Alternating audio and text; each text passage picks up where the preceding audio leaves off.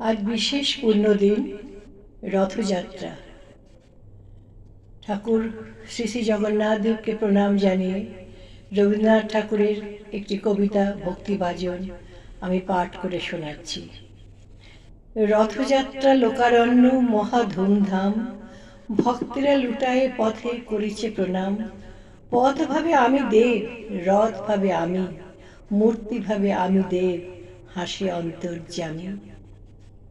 রথযাত্রা লোকারণ্য মহা ধুমধাম, ভক্তেরা লুটায়ে পথে করিছে প্রণাম।